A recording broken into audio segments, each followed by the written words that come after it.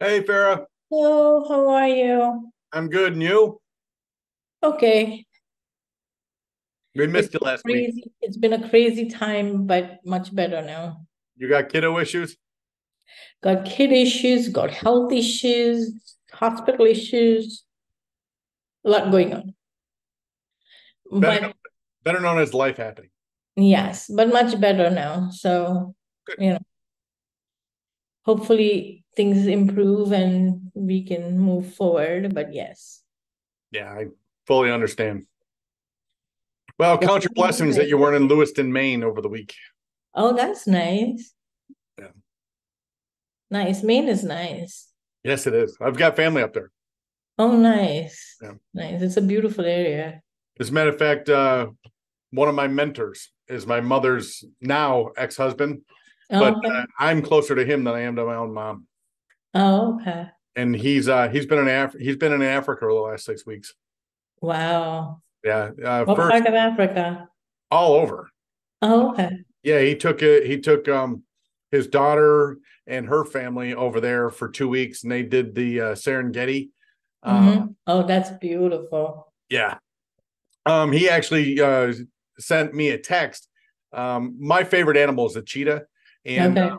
and he actually walked out of his tent in the morning, and there was two cheetahs about 30 feet away, sitting on a rock, kind of scouting some water buffalo. Yeah, yeah. Yeah, I can believe that. I can believe that. When we went a few years ago to the Serengeti, we stayed at the giraffe lodge. So uh-huh. in the morning, you could actually have giraffes come and have breakfast with you out of your plate. I've seen videos of that where the giraffes just stick their head in the windows. Yeah, Yeah, that's awesome. yeah. You know what else you get good giraffes? In New Jersey, Six Flags has a drive-through safari, which is fantastic. I mean, I've got pictures of the giraffe actually coming right into my windshield. They're a herbivore, so I don't think unless I get mad at you that you have anything to worry about. No, they don't. And they have lions and they are walking around. I mean, it's really good. We went there a couple of times and we enjoyed it. Wow. Yeah, I know Yeah. one thing about cheetahs is a lot of the billionaires in the Middle East will they want to keep cheetahs as pets.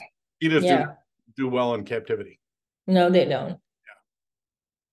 They're an animal that wants to run, Yeah. kind of like me.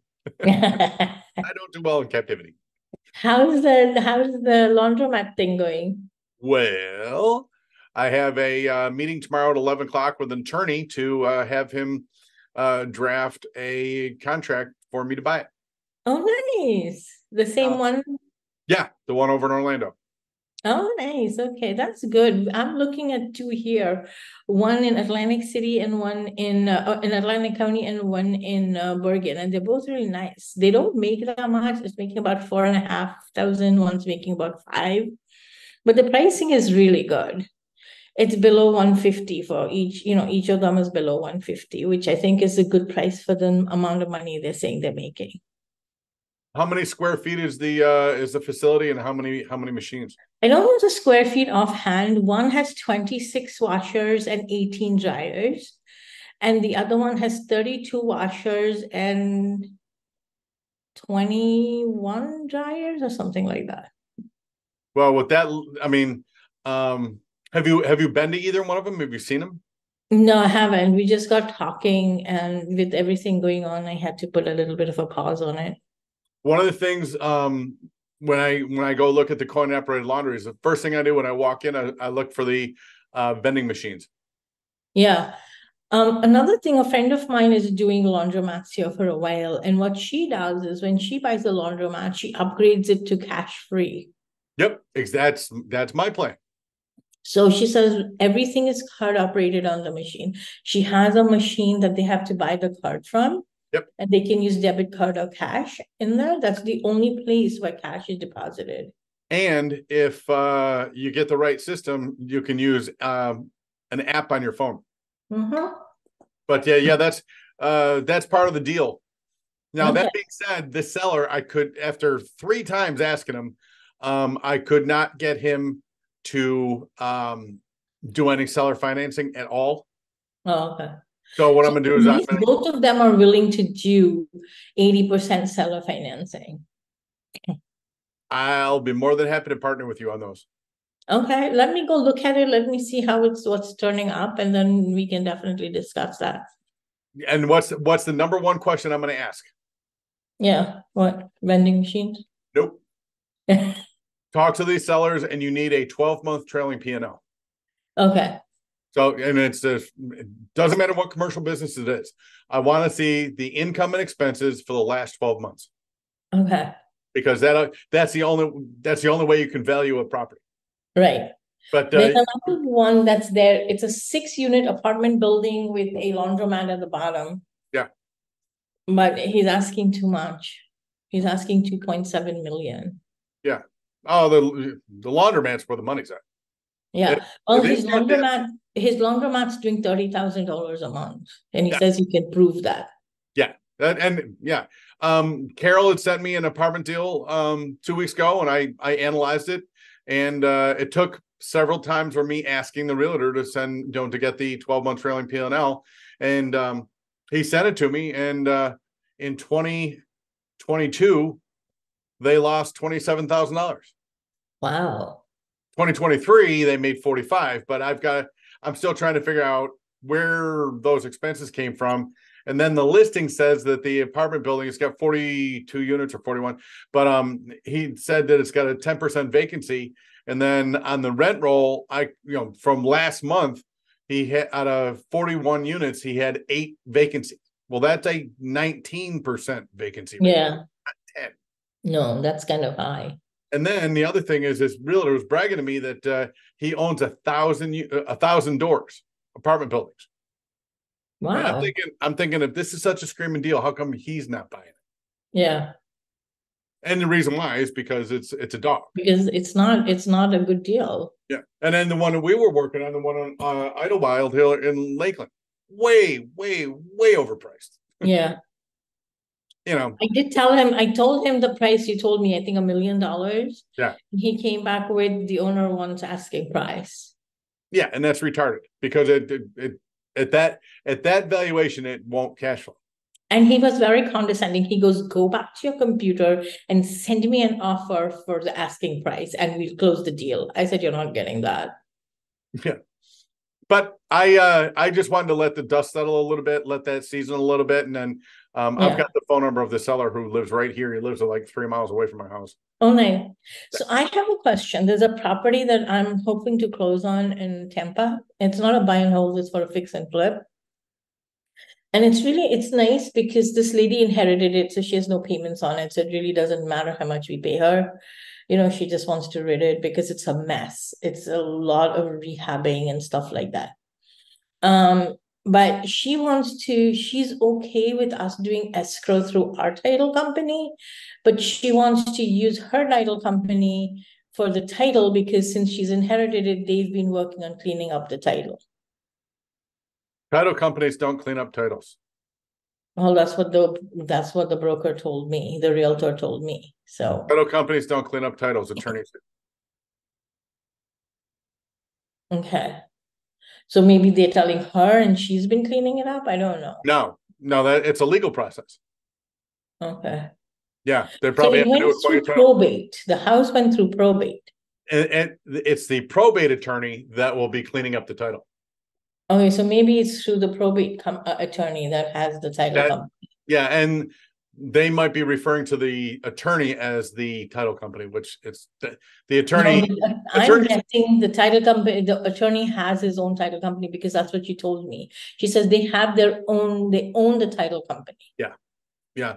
I don't recommend it, but in this particular case, because it's a probate deal, you might want to go that way. Okay. So especially if they seem straight up.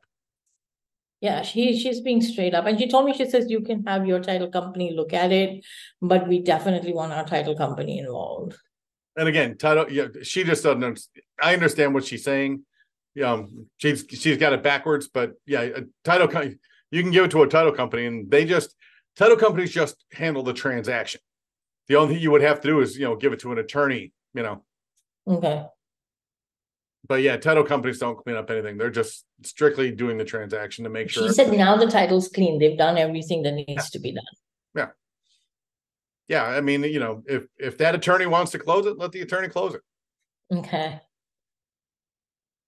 So, and it's weird because this is what brings me to this. I'm in another group, and one of the guys bought a property because the title looked clean, but it wasn't, because at the tail end, they realized that his student loan company that he had stopped paying on put a lien on his house, on his father's house, and this was the father's house. Right.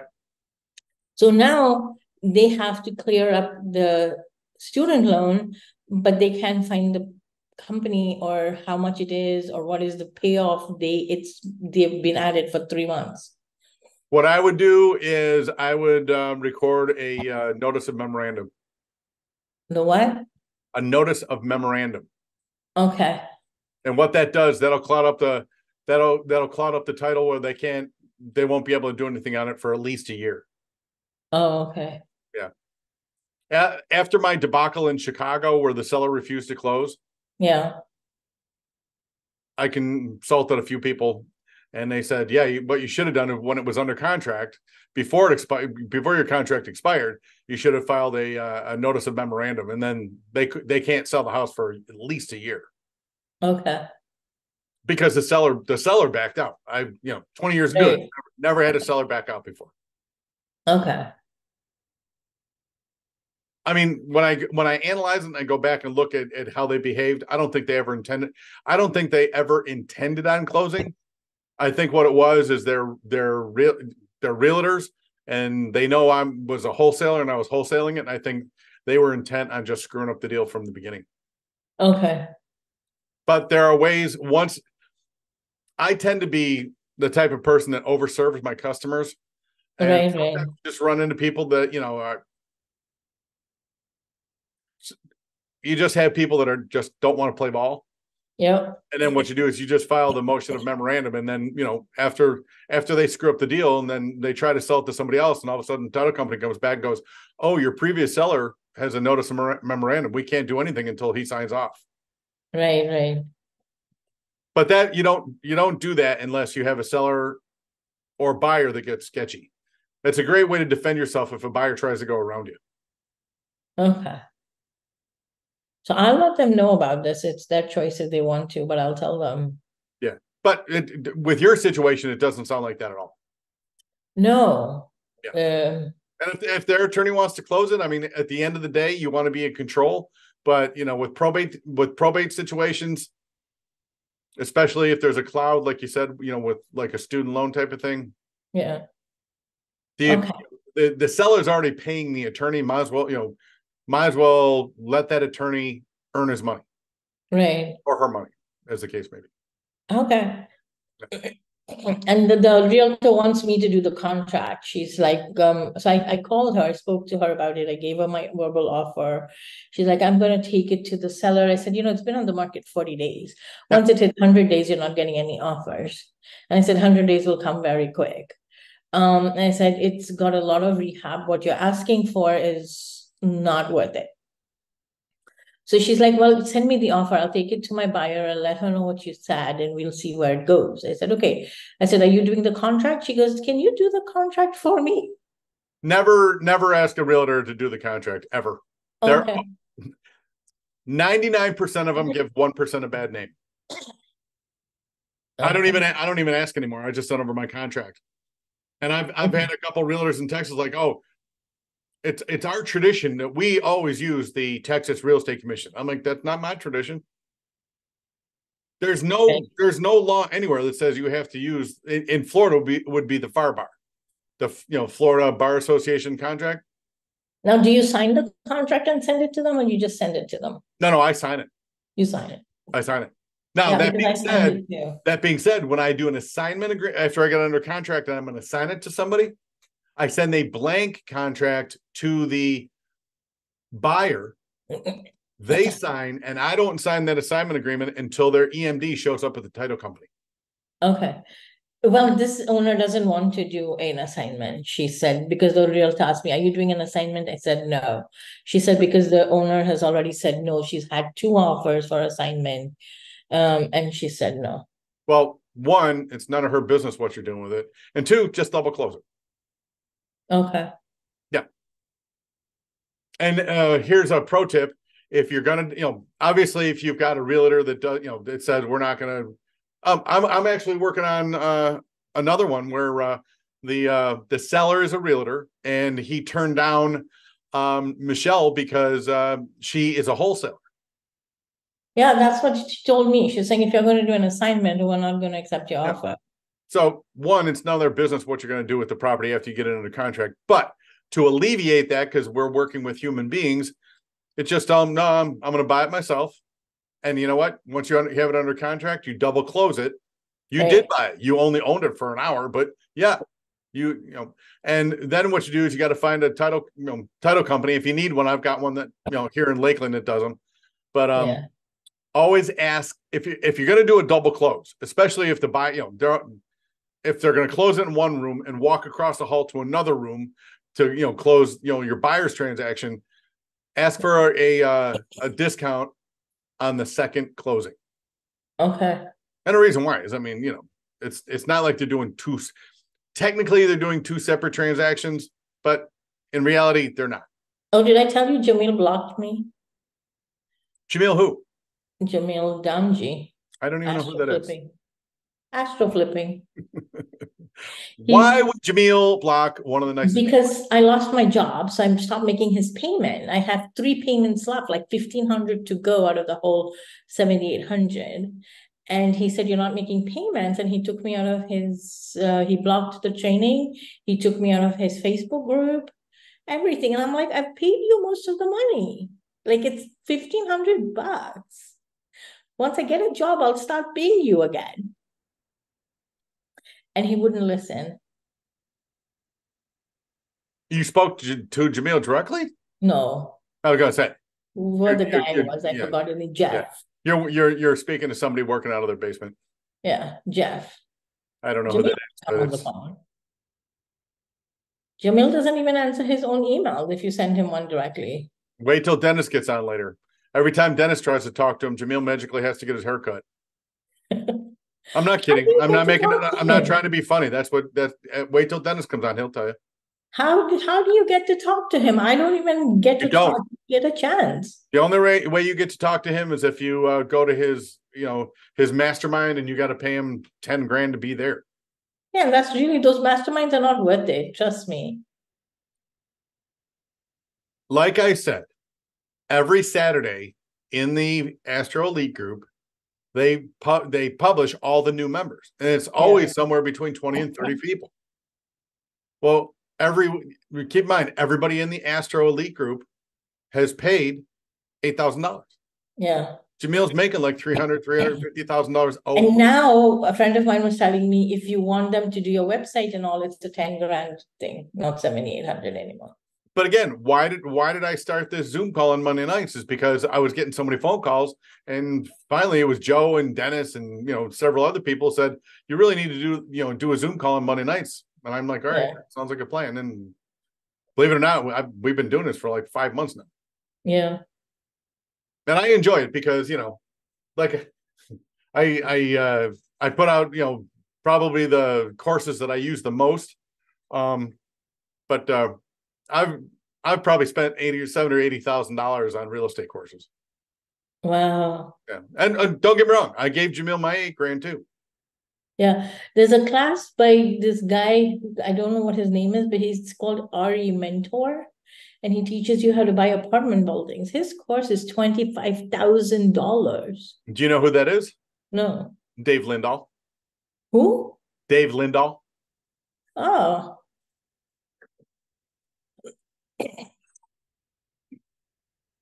And that would be that course right there.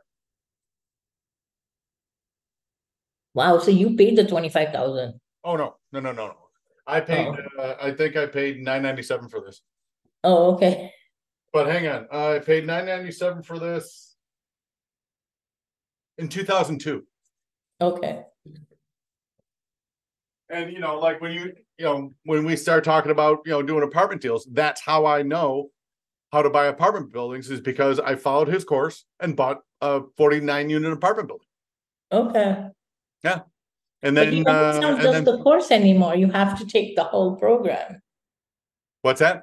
You have to take the whole program. He doesn't sell the course anymore. That is the whole course. That is the Yeah, whole. but he doesn't sell that anymore individually. Yeah, because he wants to charge more money. Yeah, 25,000 is what he's charging. But the thing about it was, Okay. I bought that 49 unit apartment building for 1.3 million. All I had into it was my $10,000 EMD. Wow. 2 years later, I sold that apartment building, and cashed out $200,000. That's awesome. Yeah. And then, there were some expenses, but after all the expenses were paid, I got that check for $116,300. That's not bad. Yeah, that's my biggest I'm going to call it a wholesale, but I mean, it wasn't exactly like a 30-day wholesale, but yeah, I keep that one right there for inspiration. Most people have not got a 6-figure wholesale check. Wow, that is awesome.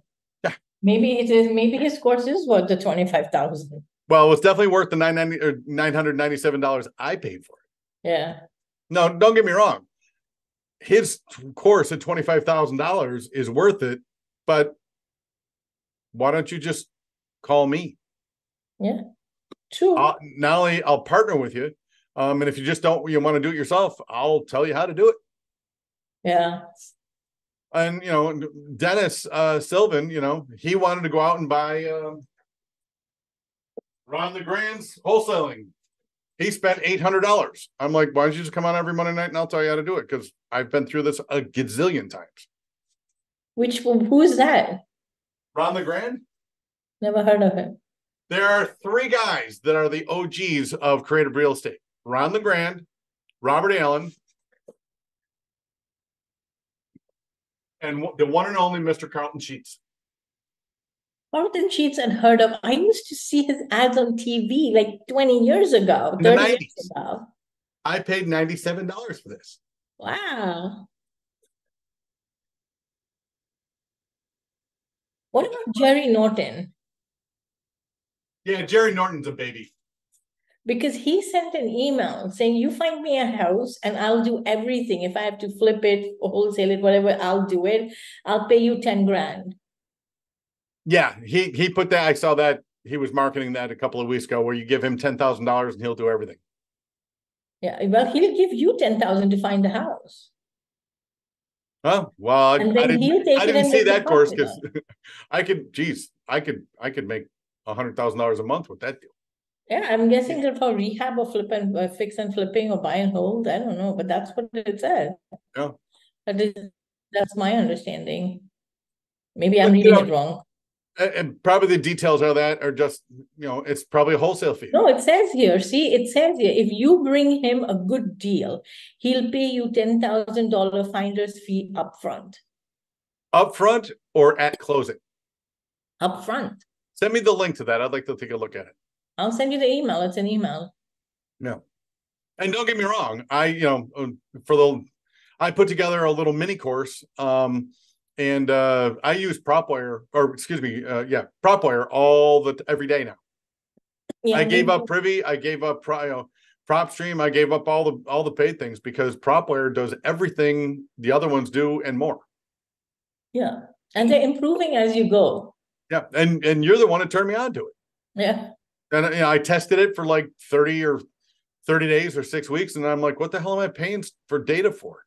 Yeah, I'm going to cancel my Privy. I haven't done it yet because I still match the comps out sometimes. But it's really no use to do that because I can do that on Zillow. And Privy is great if they have direct access to the MLS. When they don't have direct access to the MLS, do not trust those comps because they're not even close. Look at Joe. It's all third-party data. Look at Joe. He's going, No, and he's in Texas where they don't have access to the MLS. Oh, okay. Well, hey, everybody. I'm glad I jumped in here now. I was stuck in a long meeting. And so, great stuff. Farah, you always, whenever you jump on, we learn something new. And you're an inspiration because you're like, I'm doing this and I'm doing that. And this is what I've got going on. And I just wanted to jump on and just say, hey, I'm here. And this is a woman who's got some health issues, got a special needs kid, and you said there was another thing. I don't know. A sick husband. Yeah. A sick husband and no job right now. There you go. Sick husband. She lost her job. Special needs kid. Health issues. You know, and so that pretty much takes everybody else's excuses away. Yes, sir. You know, just give me your excuse, and I'll show you somebody who's getting stuff done. with just, I said, you've got one, okay? You got one excuse. Something I learned way back when I was in college in the early 90s and I was in the Amway business. When your dream is big enough, problems don't matter. Yeah. Look, there's always going to be hurdles, right? If there's no hurdles, it's no life. I say two things prove that you're living. One, you have hurdles to climb, and two, you're learning something. Yeah. The day these two things stop, you're not living anymore. Yeah. You know, and that's why, you know, even with all the courses from all the gurus, why I joined, you know, Jamil's group and gave him $8,000 because I wanted to see what he was doing. That's one of the things that Russell Brunson talks about all the time is always buy the course. Even if it's the same thing hashed over, there might just be one little nugget in there that you didn't know. And I agree with that, but sometimes you just have to be able to afford it. Oh, no. Yeah. And I was very disappointed with Jamil. Very, very disappointed because I went to hear something in the course and it's like, you have no access. I'm like, huh? Everybody runs their businesses most differently. Of the money. It's not even like I haven't paid him everything. Everybody runs their businesses differently. And sometimes when you get success, you forget about the little people that got you where you are. But it's disappointing is all I'm saying. Hey, so we got a couple new people here. Rose is new here. Hi, Rose. Hi, guys. I'm sorry. I have a crying baby in the back. Just a second. Let me just move on here. So I'm hitting in the bathroom now. Okay. Hi, guys. There she is. Hey. How are you? Good. Good. How are you? I'm good. Thanks for asking. I'm actually, Carol sent me the invite because I'm the one who found the bad deal that you were talking about. Oh, not a bad deal. It's not a bad deal. It's just not priced correctly. Okay. Yeah. I have a coin-operated laundry that I am working down in the Fort Myers area. Okay. And the seller has been running his income expenses through his personal checking account. Wow. Yeah. I've run into those a lot. And like I told Carol last week, I think I have like nine realtors that I'm talking to right now for coin laundry because she said that you were really interested in doing that. And I have like 3 apartment buildings. But like I'm so overwhelmed because I'm from Canada and it's not the same terms and like there's so much things that I really don't understand, but I just fake it on the call and then I go back and See, that explains it. She's from Canada. Where in Canada are you? Where in Canada are you? I'm in Santa Head, but it's closer to Montreal. So like if I see Santa Head, you won't know. But I'm in Montreal, so in Quebec. Okay, right, in the Quebec area. So let because me. I've got cousins in Vancouver and I've got cousins in in Montreal. No, in Edmonton. Sorry, Edmonton. Okay. So let me explain why that's funny. It's because I grew up in Buffalo, New York, which is literally across the river from Canada. Yeah. Listen, we are in New York every weekend. Me and my husband. My husband is a New Yorker. We love New York. I love New York. I would never live in the States, but we love New York. I love Target. Like I love the stores, but then I have to go back home. Yeah. Because I'm French, so I speak French. And like most of the time when I talk to them, they think I'm singing. So I'm like, I'm not singing, I'm just talking. Well, let me add, I'm glad you came on. For those who haven't gone after commercial businesses, whether it's apartment buildings or coin operated laundry or self-storage, there's the rule of 100. You got to look at 100 deals to get interested in 10 to buy one. Yeah. It's a volume game, just like wholesaling. So I don't want you to think that you sent Carol and then ultimately to me a bad deal. It's just that it's just one of the 99 you got to go through. In other words, you got to kiss a lot of frogs before you find a prince. Yeah, but like I'm actually with one now that I've been talking to since last week, and we like so it's my husband. I was so like I couldn't figure out what the person was saying. The person is from Houston, and like we actually got her to agree to like a 50% seller finance, and she said she's open to more, which I think it's a nice beginning because it's not like the price. I think it's priced like at 325. She said she could do more. She's asking for like a little bit of a down payment. So like I was trying to go around and like find PMLs, which like I really don't understand. And I'm like I'm like right there. Your magic number is 70-30. 70% seller financing, 30% private money. Okay. Because see, my thing is, I feel like the person know that I'm not like we haven't done this a lot. So I feel like like the way they're asking us about the reason why they're asking us for a large for a 50% down payment, it's because they know that we haven't done it for a while. Yeah. Or So like yeah. what you do is you just tell them my partner's done all kinds of deals. Okay, and then I pass them to you because I don't mind. Okay. Yeah. Absolutely. Okay. Absolutely. Okay. Yeah. And yeah, and I'm really focused because I've heard some like a person said if you want something to happen, you should go big. So like I'm really focusing on that's why I don't know if maybe it's not the right strategy, but I don't go to like single family units. I just go for the bigger one. Like today I was talking to a person and like the multi-family I was talking to Carol I think 2 weeks ago and she was saying how we were talking about Alabama and she told me a place in Alabama in Birmingham and like I started making calls and like not knowing where it would lead but like today there was a person that told me like she thinks her clients would agree to an 80% seller finance and we have to come up with it's it's a 25 unit and we have to come up with like 20% but they're able to seller finance the down payment or like but they want like a certain amount cash like a down payment. You need to be in my cell phone, sweetheart. Yeah, I love the way you think. I was gonna send Carol and then wait for Carol to send it to you because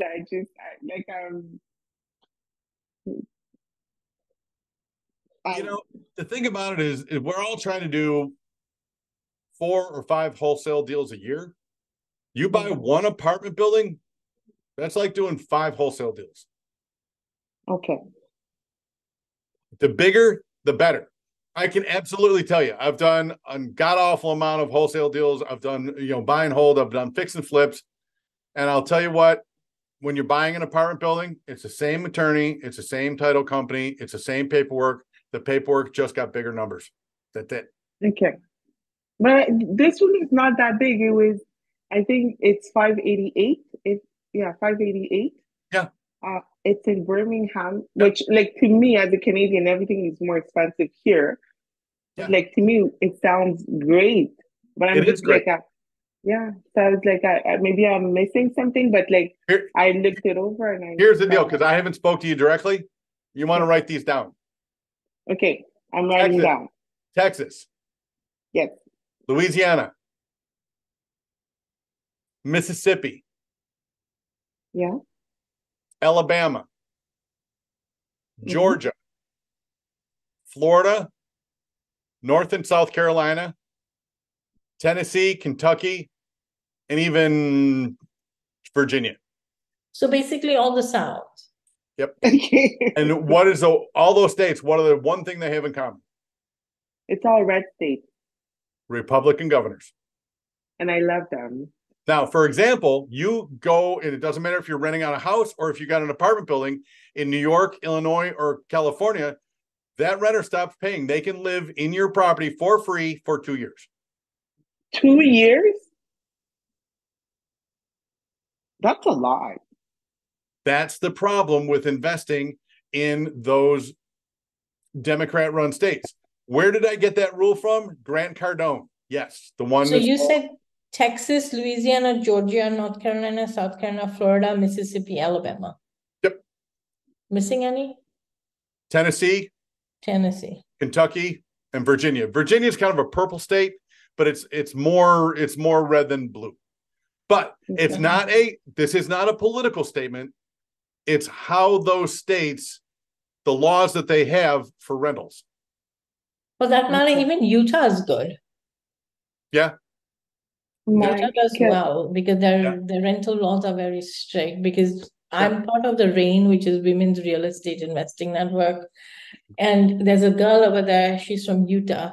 She only does buying property in Utah and Alabama, because she says they have the strictest, they have the most pro landlord laws. Yeah. And Utah is traditionally a governor, a Republican governor run state. So yeah, they're going to be very business friendly, but the other states that are not, very, very tenant friendly. And you just got to look at, what happened to landlords, during COVID, is the federal government passed a law, a rule, whatever, that you couldn't evict anybody and banks couldn't foreclose. Okay. Mike, can I ask you about New York? Do you like New York or you don't? Absolutely not. Nope. Why? I moved out of New York when I was 19 years old. Why? When I asked this of my father why he raised his family in Buffalo, New York, and he said in 1969, when he got his stockbroker's license, Buffalo was a city of just shy of 1 million people. Today, Buffalo is a city of just shy of 300,000. In my generation, the city of Buffalo has shrank by 2/3. I'm talking about population. Wow. No, but I heard that. I met a guy. He Guess where all those people are moving? Yeah, he moved. Texas, Louisiana, Mississippi, Alabama, Georgia, North Carolina, South Carolina, and Orlando, Florida. And Texas. Don't forget Texas. My mom's in Texas. She's like, every day she meets somebody who's moved from New York or New Jersey or someplace like that. It is so bad in California that California at the next census is going to lose 2 representatives in Congress. Yeah. Wow. And Texas is gaining 1. Yeah, and Florida got the other one. Yeah. Yeah. And because we know in America, the House of Representatives, the number of representatives is based on population. Yeah. Okay. Yeah. Okay. And I only bring that up just because you're in Canada. No, it's a parliamentary system. It's very different. Well, I think I understand it a little bit because of my husband and his family. But I didn't know that the house was based on how many people that were in states or how many people were somewhere. I didn't know that. I spent the first 19 years of my life, 18 years of my life in New York State. As a state, I love the state, itself, but the way that it's run, I didn't want to be part of that. Okay. Yeah. But anyway, like I said, because you're going after big deals, just write it down. You got to look at 100 to analyze 10 to buy 1. Okay. And to add one more layer to that, look at 100, analyze 10, make offers on 3, buy 1. Okay. Okay, give those numbers again, please. 100, 10. 10. That's to buy and hold or wholesale? It doesn't matter. You got to look at 100 deals to analyze, to find 10 that you're going to spend the time analyzing, getting the the 12-month trailing P&L, you know, finding out, you know, if there's deferred maintenance, all the different things you got to do to analyze a deal. And then out of those 10, you're going to find 3 you're going to make an offer on. And out of those 3 that you make an offer on, you'll probably close 1. Okay. That's just, it's a numbers game. Okay. But Thank you, Mike. that's just a rule of thumb. And that's how you don't get depressed when you get to like the 50th one, like, oh my God, this is terrible. Yeah. You just got to keep going. It's a plug and chug. The coin operated laundry that I am going to start working on buying tomorrow, I'm meeting with the attorney to have him draft a contract. Out of the 125 phone calls that I've made, his was the second one I made. Wow, that's good. Yeah. Yep. So the numbers are there. The numbers you don't match. know if and by the way, I called him up. Keep in mind, I called him up 4 months ago. He said he would consider selling, but then he had to check with his brother-in-law. Well, then his brother-in-law didn't want to sell. So I just called him about every 6 weeks. Hey, still here, still looking to buy a coin operated laundry. And then 3 weeks ago, he said, you know, we're ready to sell. And then the last 3 weeks has just been going back and forth, trying to, you know, hammer out a deal. But I still made 124 other phone calls and got no FU, hang up the phone, no habla inglés, you know, the whole thing. Yeah. Great. I swear to God, nobody in Miami speaks English anymore. That's why I started learning Spanish. Yeah, that's good. That's a good skill to have. You know, when I went to Orlando here a couple of years ago, my Uber driver was from Cuba, you know, and everybody I kept meeting there from Puerto Rico, you know, Dominican Republic, everybody was speaking Spanish. And I'm like, am I back in Texas? The thing is, in South Florida, it's more Cuban. Oh, okay. Yeah, it's more Cuban than it is Mexican. Yeah. And make no mistake, very different Spanish. Yeah. I wanted to take a quick moment now that we're at a certain little break here. I want to introduce someone that I invited. Her name is Shonda. She is she does title from Ohio, and she's now in guess of all places. She moved to Texas. Yeah. San Antonio? No, she's in Dallas, DFW. So Shonda, I gave her kind of a rough idea of what the types of stuff that we cover here and the kinds of questions that we would have. So she has some things that she can share with us. So Shonda, if you want to go ahead and introduce yourself. Hey, everybody. Are you able to hear me? I'm on my iPhone in the car. Yeah. Sounds just cool. Like a TikTok.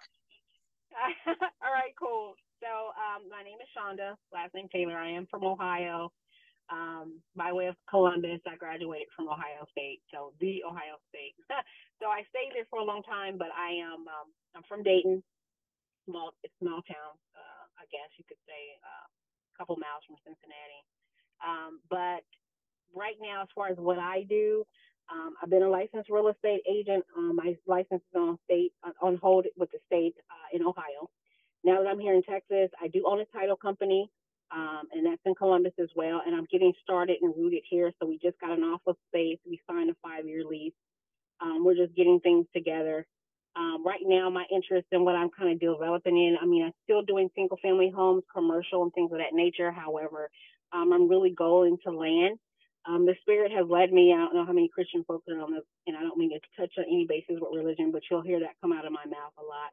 So no bias, not sorry. So at any rate, yeah, so my Spirit led me to come down here. And then when I thought about the land and just where we're going, when we look at the consensus of everything, people are going to be developing it.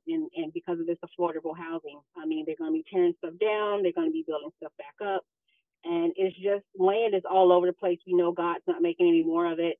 And, you know, so many kind of deals that we have come into contact with closing, even in Ohio, where people are closing things and foreclosing, and then they might have a parcel of land, and they're just like, yeah, we'll just get rid of that, you know, because they're so focused on saving their home.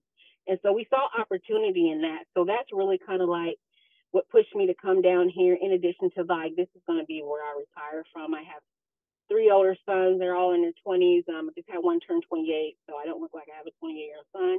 Yay. But I do. But yeah, this is where I'm going to be at, and I'm just kind of like set in stone in here. The way that my office is set up, I do. What happened was, I wasn't really trying to have a title company, but as I started scaling and doing wholesaling for years, I was doing wholesaling. I was doing real estate contracts and making contacts when I was a realtor. And I was, you kind of like do different things. At some point, I was a loan officer too. It was just like those downsides when you don't make any money. I'm like, okay, well, let me do that. Maybe I'll get some money there. So I learned a great deal of things with real estate. And as you guys know, it's very diverse. There's all kinds of ways to pivot and different access that you can do things creatively. So we definitely have those things in mind. But right now, the way I have things set up, we have a surveyor. We're going to have a surveyor board. We have a team of attorneys because I don't proclaim to know everything. So therefore, I run things through my attorneys. Our underwriter is going to be Old Republic. So we do things pretty fast, pretty swift. And if there's something creative we have to do, we get it done so we can just do more deals. We are really big, and I am really big on creating relationships so that, you guys come back. In addition to that, we do nationwide, so we do partners. So that means that there's about 16. I heard you say you were in Florida. We have some people in Coral. Miami. Yeah. So we work with some folks that if we need to get something done, we just shoot it to them. We know how everybody works, and we'll get it done. We do commercial, we do land, we do just about anything. So we're just really kind of building that network. And like I said, I'm here in Texas. I'm a Lone Star now. I'm not a Dallas fan. I'm a Pittsburgh Steelers fan. So, so at any rate, that's me.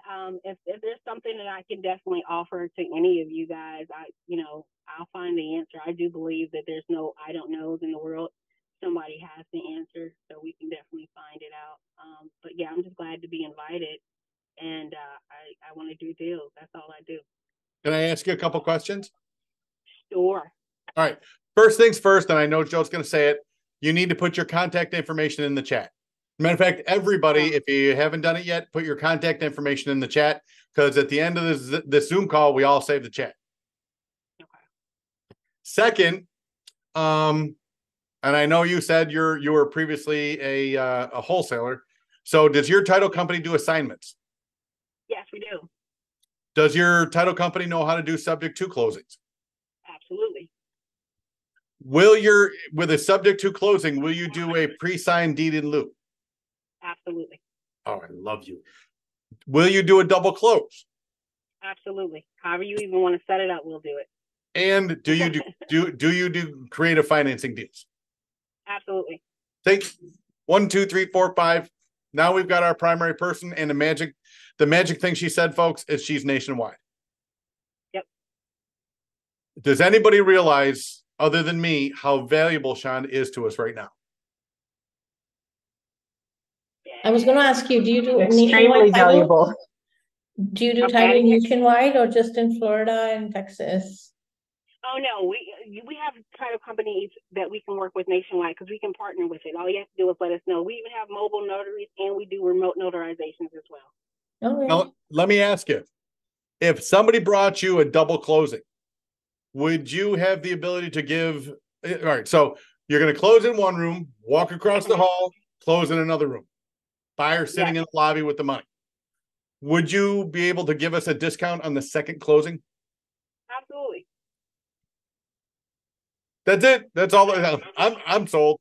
Yeah, I mean, the thing is like one thing about doing deals, and like I said, my experience didn't come at one time. And I can tell, I don't know if it's newbies on the line, just to impart that, like I said, I'm not somebody all knowing, but for me, I learned things in pieces, but I had to get out there. So you guys can sit and get, because I heard the young lady, and I'm gonna call you young lady, no disrespect, but like you said something about taking all these different courses and stuff like that. Okay, you have to understand courses, and I'm one of those people. I've taken Grant Cardone. I love him though, but it was a lot of money. It was a lot, but you get information out of it. You get what you get out of it, And so when you don't know what you don't know what you're actually receiving sometimes. You know what I'm saying? You get all this data and information, you don't know what to do with it.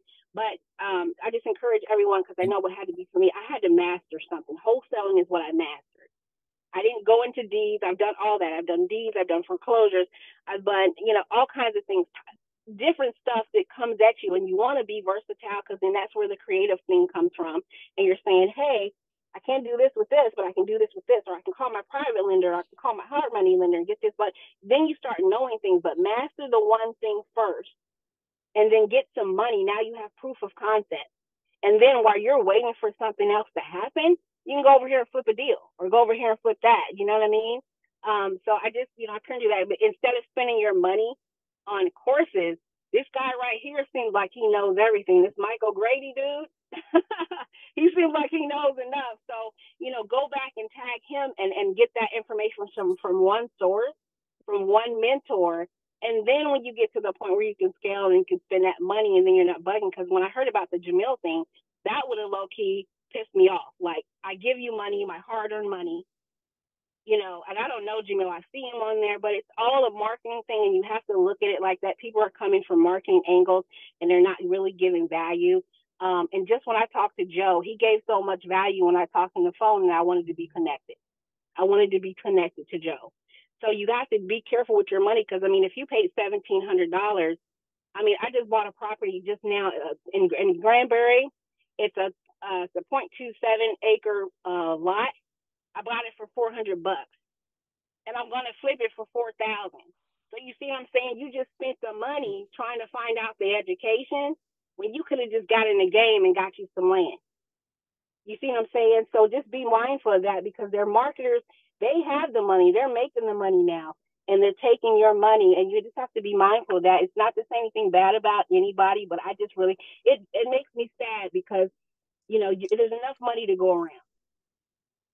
There's enough deals to go around, and you guys need to be able to start making the money and pocketing the money, and then you can scale up and do other stuff. So I'm going to just say that, and I'm done. Let me just add to what you said. I point to the courses, but what you can't put on a shelf is all the deals I've screwed up. I can't even tell you how many deals I've looked at in my lifetime. Like I said, when you're looking at commercial properties, apartment buildings, or any business, you got to look at 100 to get interested enough to analyze 10 to make 3 offers to buy 1. It's the same, a lot of you were on this call when I was struggling with the deal that ended up collapsing up in Chicago. I've never had a seller back out of selling a property, but I learned stuff. Experience is by far the best teacher, and also the most expensive. Yes. So that being said, you can't put your failures on a shelf. Yeah. But you always learn something from a failure. You learn more from a failure than you do a success, to be honest with you. But anyway, before we forget, Shonda, don't forget to put your contact information in the chat. Yes. If you can, because I know you're on a phone. Yeah, no problem. I'm on crutches, and Joe knows, I had surgery, so it was better for me to be in the car than to try to hurry up and get to the computer. So I'm here with my crutches. So I'll definitely, I'll definitely make sure I put it in there. We do this Zoom call every Monday night. We hope we see you every Monday night, but I can guarantee you that I will definitely be throwing deals your way. Yeah, absolutely. Any questions you guys have, I'll put that information in the chat. And again, thanks for having me. Yeah. Yeah. This is Carol. Can you guys hear me? Yes. Okay. I was having a problem with my audio on my laptop, so I left where I was and came home. So now I'm on my iPod. So I missed my guests. First of all, welcome, Shonda. I love all the stuff that you're saying. And yes, you're going to be #1 in my book, because you checked off every single question that Mike asked, and nationwide is what we love to hear. So yes, we were looking for a dedicated title company that would help us, this group, that we don't have to be looking and figure out who does what. Anybody ask me now, I can say, this is the person that we use. They have nationwide, etc. So this is going to be really, really easy for us. So thank you so much. No problem. And again, I apologize for my guest Rose that was on. You guys talking to her, and I never got to introduce her from Quebec. She's the one that's finding all the deals for the multifamily and the coin operating stuff. She is one of those great customer service persons. She can go out and talk to anybody. You can tell herself snow to an Eskimo. That's how good she is. So hopefully she'll come back on. I'm sorry I wasn't on when she came through, but she's Thank you, texting me a lot of. Carol. She's still on. She's still on, Carol. Well, thanks. Right. And I've been inviting her to this meeting all the time because she keeps asking me questions. And Mike, I said, Mike is going to analyze what he's going to analyze. He's going to take his time and he's going to get back to us. So I'm glad, Rose, that you're on. So you get to see who Mike is and you get to understand how he does business and stuff. So he takes his time and he analyzes them and he's not going to lead us astray. Yep. So keep sending the deals and now you can send them straight to him and me. And he'll tell you what's good. You can look at it and tell you up the bat it's good or bad, or he can tell you I need some more time to look at it. But he's not going to stray away from the deals. He send him as many as you want. He look at them. Yeah. Yep. Thank you, Carol, for saying that. Yes, and thank you for joining the meeting. So it's on every Monday night. So I expect to see you every Monday. I will be here every Monday. Just the kids are like reckless. Yes, And I know. Even if you can come on for half an hour or so, but yeah. And everybody, here's my blanket statement: bring your problems here. If I don't have the answer, one of these fantastic people that's on right now probably has the answer. Mm-hmm. And Joe and Carol can go out and find the money. Yeah, we try. I was just on the meet. I've had 2 meetings today with new lenders. Oh yeah, that's great. And I've picked up 5 great lenders in the last 6 days. Okay. You know, that pretty much cover everything, whichever direction we're going. I've got a lender for that now. You got a lender. All right, so you're building up your lender. So if I need a deal and I can't find PM, I'm coming to you. So it's all the group. Keep it among us. Yes. So we're the gator in the group that go out and find money. Rose goes out and finds an apartment and she negotiates 80% seller financing, 20% down payment. We call up Joe, we give him the deal, we show him all the numbers that make sense. He goes out and finds a 20% PML. Yep. That's how we do it, Rose. That's how we do it. We all go around. Everybody. I am not kidding. The motto of this Zoom call is bring a deal, get funded. Yes. This is the group, because I don't know everything. I don't know everybody, but the bigger the group gets, we all bring the skills here and we all help each other do deals. Yeah. And now we have a dedicated title company. So I think we're getting all the way 100% around.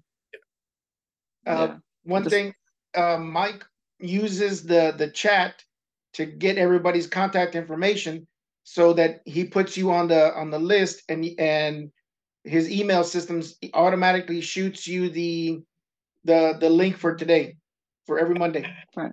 Every Monday. And it generally comes out on Sunday or Monday morning. And then I put in a link up there with a lot of helpful resources in the chat.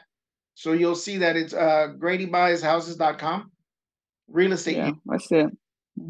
And so there's documents in there you could use, all sorts of helpful resources. So make sure to add your contact information and download the chat at the end of the meeting. Yes. Yeah, Rose, go ahead and put your contact information in so we'll have it. Yep. And I recognize Mel Sharp's name, Michelle Fall. I think Michelle Fall is new. Yep. So, there you go, Michelle. Hello, everyone. How are you? Good. Michelle? Hi. I was here last week. Wasn't I here? I said hi last week. Yes. Yeah, I remember you were here last week. Yeah. You were here last week. Say hi.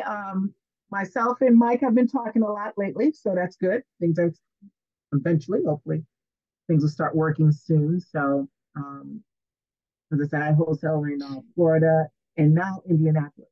It's new for me now, which I'm starting to like a lot.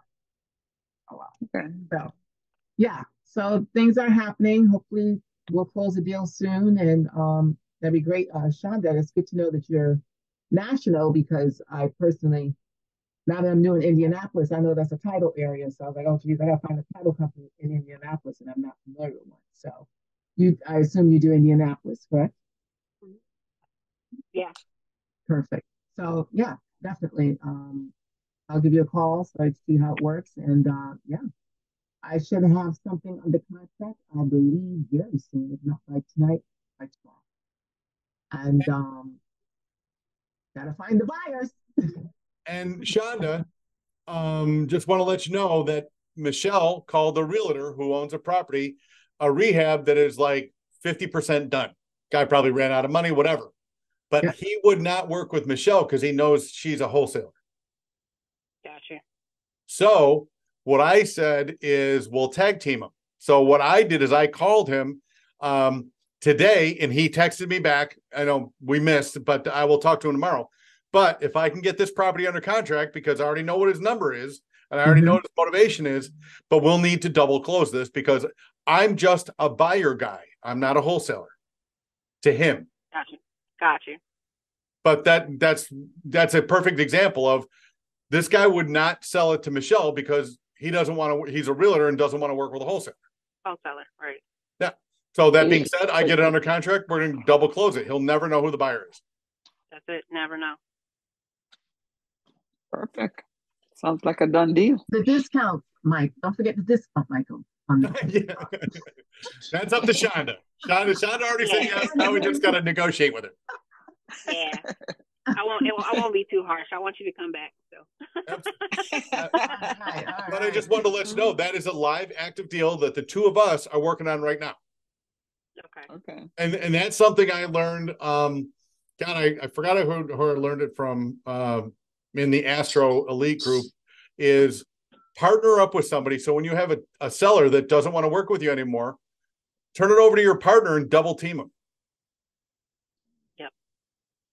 Good to hear. Yeah. I mean, when I talk to this guy tomorrow, he doesn't know I know Michelle. Right. And that's what they do. What's his name? John Galan is who I learned that from. That's where I learned John Galan. John Galan and the girl Wu. Yeah. Elena Wu. And then they have another partner too. Yeah. Musa something. Yeah. Isa. And I actually lost a deal down in Cape Coral, and she started working on it, and then they ended up selling it for way more than we were ever going to pay for it. But I did use that strategy with Helena. Well, Cape Coral is the top city right now to buy a house. The Yeah. houses are rated, going for much cheaper than their actual value. That's because they got hit by a hurricane. And I'm working on a deal Wednesday night in Venice, where the entire house, from the floor up to 4 feet, all of the drywall has been removed. Wow. Water. The people have moved out. They've moved into their parents' house. And then, these people are in their 50s. The insurance company has sent a $60,000 rehab check to the mortgage company, and these people are in foreclosure. Oh, wow. So in other words, they don't know how to go out and get a contractor to fix their house. So how do you price a rehab cost on a house like that? That's super easy. Hey, there's a $60,000 check sitting at the mortgage company. You just got to go do the work. Oh, okay. The mortgage company has already done the budget. Right, 60,000. So yeah. So I'm going to structure that a lowball offer with this. I give this, I give the seller 10 grand to walk away. But what I'm also going to do is I'm going to try to get them if they do seller financing, I will give them the 60 grand that has already been set aside for the rehab. So bottom line is when I sell it to a fix and flipper, all he's got to bring to the table is 60,000. The financing's already in place, and all he's got to do is do the work, and he gets paid a draw from the money that's already with the mortgage company. Right. It's a screaming deal all the way around. The only thing that could hold this up would be the seller, because they get greedy. But when I was doing my due diligence and found out that it's in foreclosure, which they neglected to tell me, You know, that's when I went from dealing with just the wife to now I need to speak to the husband and the wife on the phone at the same time. Right. Because if you speak to just one of them, they'll use the other one to, hey, we need to think about it. Right, right. And then they'll take your offer and shop it around. But anyway, I sorry for interrupting you, Michelle, but I just want to let Shonda know that's a real life deal that you and I are working on right now. Yes, indeed. Thank you, Michael. That's awesome. I'm happy. So let's see if it happens. I know Eric is a tough guy, but I know you got that. Now, I was hoping you were working directly with the seller. When I found out it was a realtor, I was just kind of went, oh, God.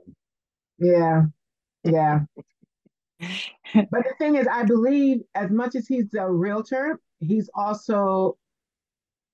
also do rehab and flips. So they do it all. I think he just happened to acquire the property, and instead of them fixing it, they decided to put it on the market. I thought you said the rehab was half done.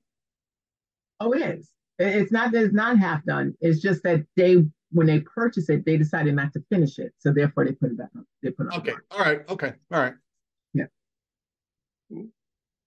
I've just had 2 bad experiences with realtors. Okay.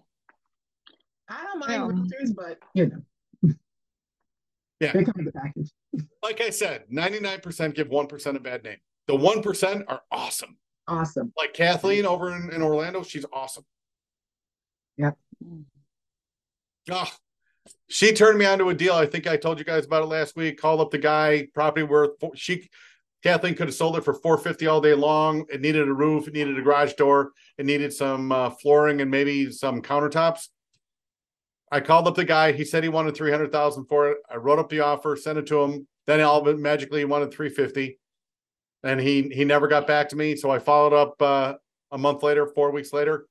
He sold it to Open Door. No. You sold it to who? Open Door. Open Door. What's Open Door? Kind of like Zillow when they were buying properties. Oh, okay. Like if you go to Realtor, I don't see it active right now, but used to be able to, whenever you were comping on Zillow, you would actually see an offer for every property on Open Door. Oh, okay. Yeah. Which, by the way, was a great idea to get great data to get an idea where you need to buy it for wholesaling. Right.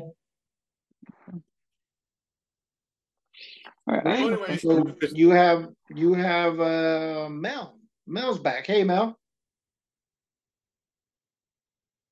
Hi. Hi, Mel. Hi, how are you? Good, good, good. I'm just trying to find going through my internet's been down all day, so I'm trying to catch up.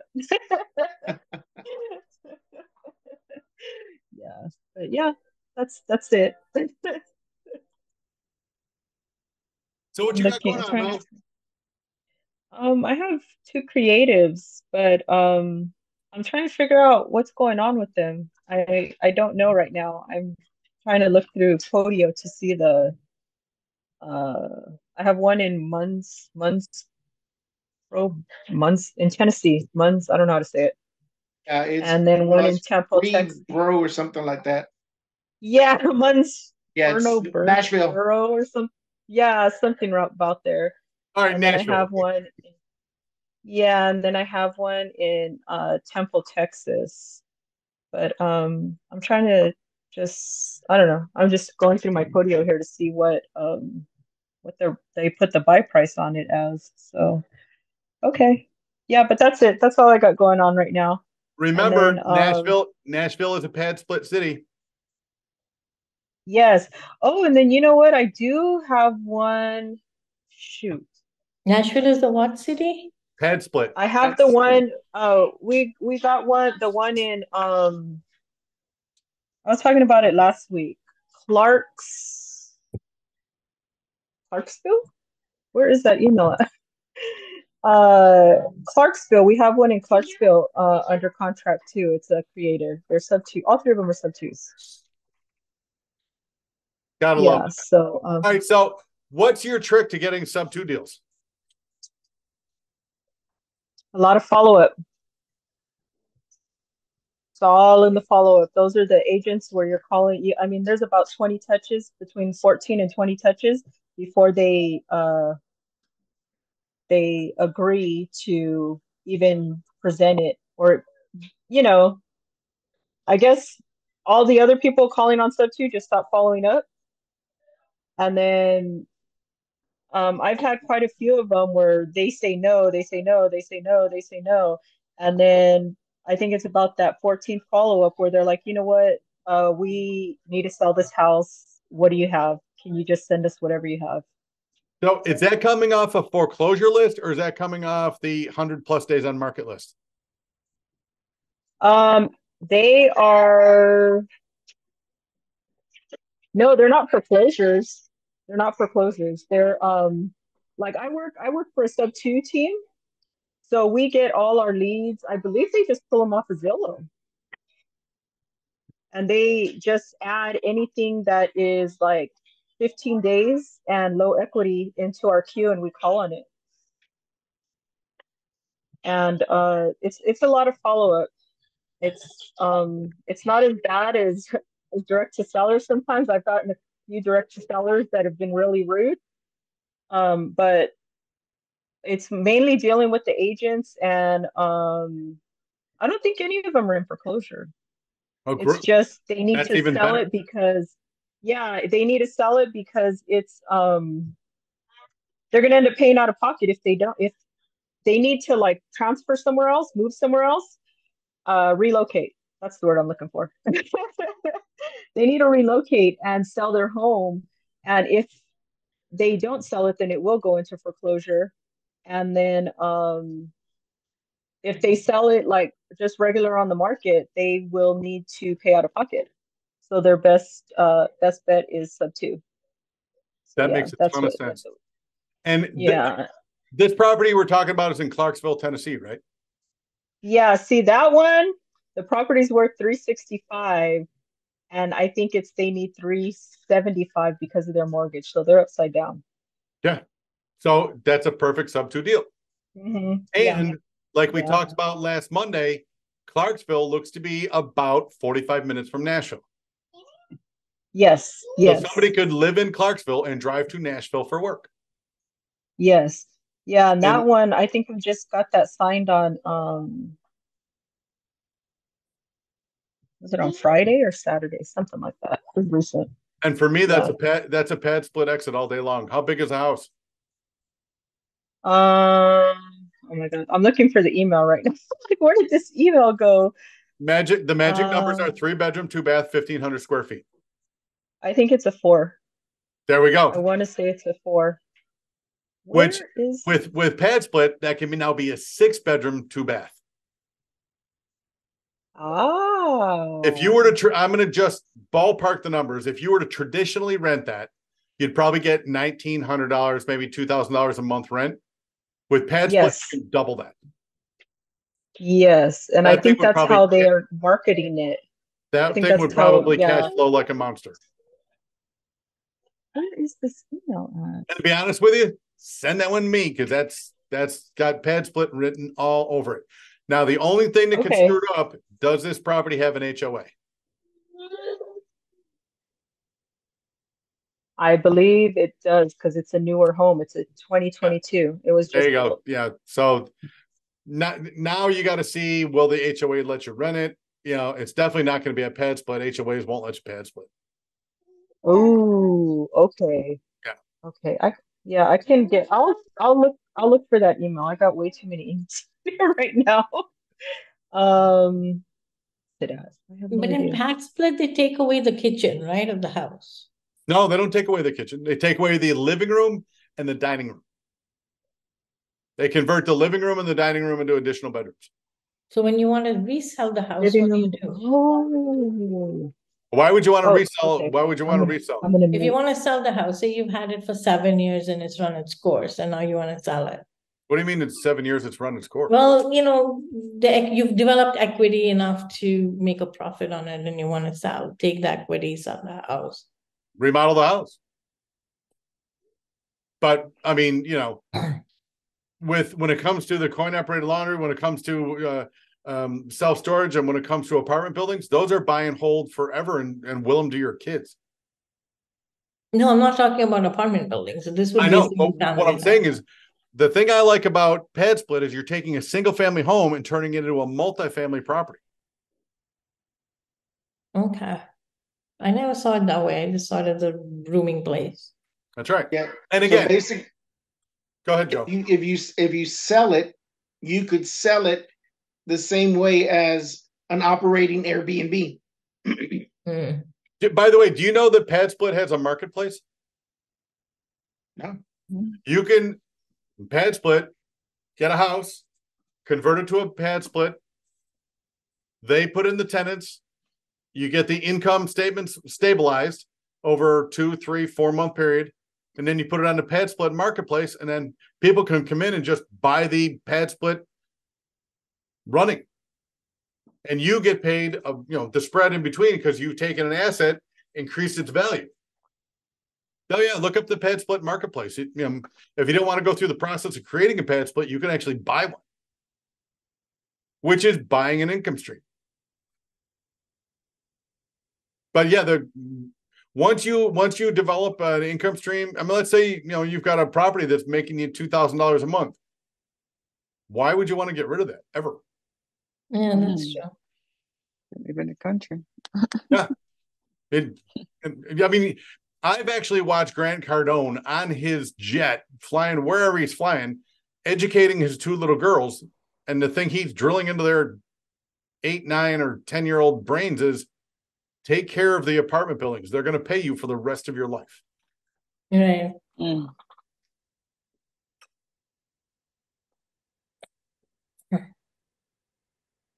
See, the thing about wholesaling is great to pay the bills, but wholesaling is a job. It is. It is a hustle. It's a constant hustle. It's not just a hustle. It's a constant hustle.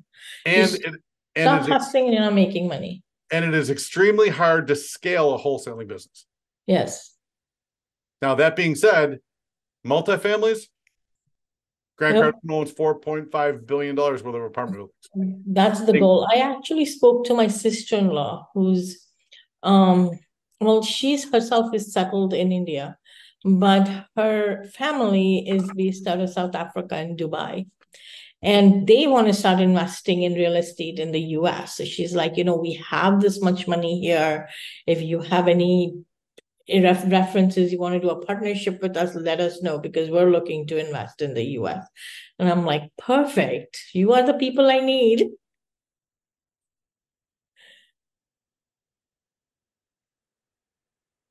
That's awesome. That's just getting around. That's one of the things that you always learn about here in your sphere of influence. You never know. You never know. You never know who's doing what or who's working on what. Yeah. Let people know what you're doing. Yeah. And now we tie it together with Rose. She goes out and finds apartment buildings, 80% seller or 70% seller financing. We need 30%, somebody in a second position. We're calling Farah, and Farah's going to hook us up with her friends from Dubai. Yeah. I actually spoke to an Uber driver here, and I found out that he also invests in real estate. And if I have any buildings that he'd be willing to invest in. So hopefully, Rose, I got his name and I got his number. Hopefully, Rose, you're listening to this. I am. I have my book and I'm taking notes. Save the chat. There's 3 little dots at the bottom. Oh yeah. Right. And if you don't save the chat, I can email it to you, or Mike can email it to you. Yeah. Carol, what are you working on, Carol? Did she get back in? Yeah, there she is. I think I'm back in. You're right. I am working on 2 EMDs, and one of them is what is it? Estate sale. I've not done an EMD for estate sale. It's just like a regular property. When the paperwork goes through, they buy the property and then How does that go for a estate sale? And this is the first one I'm doing. This is waiting for. Has the probate been completed? Yes, this is going to be completed by the end of this week. Okay. Yeah. I mean, if the probate's completed, it's a straight real estate sale. So it's just like any regular EMD. They're just buying it. Right. If the probate was not completed, the funds from the transaction would go into the estate account, and then the judge would divvy up the monies from the sale of the property to the heirs. Okay. But if the probate's completed, the judge has already, gone through the entire process and signed off and said, you get this, you get this, you get this, whoever the heirs are. Okay, so whoever owned the house, they can sell it to this person who's trying to ask me for the EMD. Yeah. Okay. Yeah, and has the person, well, obviously, if it's going to be closed, the probate's going to close in a week. The personal representative is a person you're probably dealing with, right? Yes. Yeah, that's the person that has 100% control. All right, because I don't know what the property amount is and all that stuff since they haven't closed it yet, but I do know the EMD is about $10,000. So yeah. I'm trying to see what the documents that I need to look at before I wire my $10,000. But just waiting for all the closing paperwork to come on Friday or the end of this week, that I can see where it's going. But I do know it's going to be, if and when it goes through, it's going to be a 30-day thing. So $10,000 EMD must be a big house. Yeah. And I have to talk to Joe as to what the fee should be on this $10,000 for 30 days. Because I've done $10,000, but I've done them for 10 days and 15 days max. I haven't gone 30 days for 10,000. So I don't know what they think. I did tell her that it's going to be 60 and over. She said no problem. So I don't know if I'm on the sold myself or I should have gone higher. Well, but they learn. Yeah. What's the rule when we're making offers? Ask them, let them put it out there first, or what? Go for no. Go for no. If they say yes right away, you left money on the table. You left money on the table. Yeah, you're right. Every single offer I've ever made in my lifetime, go for no. Go for no, yeah. All right. Well, she still hasn't come back with the paperwork, so I told her we don't get it by this one. That's my money going elsewhere, so we'll see. It's my money's in demand, so it might be more than that by now if we don't get it closed by on Friday. Yeah, elsewhere. Yeah. I talked to other gators that don't show up for our group, and everybody is freaking busy right now. Yeah, it's a lot of stuff going on. There's a lot of things happening, man. Yeah, and the thing about the crash is coming. I don't know when it's going to come, but every single real estate guru, even the ones on TV now, are starting to go, this market cannot last forever. These home valuations cannot stay up forever. The fundamentals why you're gonna get it, are not there. Yeah, it's a house of cards right now. Yeah, yeah. I mean, any minute. When you start hearing people worth hundreds of $1 millions and billionaires saying this is going to be the largest transfer of wealth in the history of America. Yeah, 129 trillion is what they're saying. Yeah. Wow. It's a lot of zeros. Yeah. I mean, if you listen to, Robert Kiyosaki and Grant Cardone, when everybody else was running away from real estate the last time it crashed in 2009, they backed up the truck. Yeah. And it's like Shonda was saying a little while ago, find that one thing, just that one little thing, and get good at that. Get good at that, yeah. Okay. One thing and get All right. All right. I'm working on that one thing. While we're talking about deals, has anybody closed a deal this week? I closed an EMD this morning. I did make a few offers with everything going on. I made about 8-9 offers. Okay. Joe, you closed an EMD deal? I funded an EMD today. I've got 2 right now that are funded, and we're waiting for the close of escrow. How much was EMD? One of them was 8,000, and how much you gonna make on that deal? 50%. Yeah. Yeah, that's what I said too. Yeah. And then I've got there's another one. That one there, I'm not too sure how that one's gonna play out. And then I I secured another one today. So just waiting to hear back from the borrower. Yep. And he was he needed, and you always hear these every day. I need it today. I need it Right. by close the business today. And I told them in the front. I told them up front. 3 days. It's not going to happen today. Yep. Yeah. Not unless we've done business in the past. Yeah. All right, Joe, spill your secrets. How are you finding these deals? Facebook groups. I go out Yep. there and I'm on all sorts of Also the groups. Wholesale real estate groups, and I just simple little, hey, who needs funding? And I actually had somebody. So you join these things, and as soon as you post something, it goes and gets the moderators look at it first. So I posted something, forgot about it, and then it hit on Saturday when I was out running around. So next thing you know, man, I'm just getting message after message. Mm-hmm. And on Saturday, I'm like, I'm busy right now. So yeah, we go sometimes busy. My wife and I, we hang out, and I said, give me a few minutes. Next thing you know, 15 minutes went by because I've been chatting this whole time. I'm doing 2 conversations at the exact same time. Do you do only EMD or you do gap funding as well? I do gap funding for single family. I have referral partners that do that. And at the moment, I'm just like everybody's just saying, just do that one thing.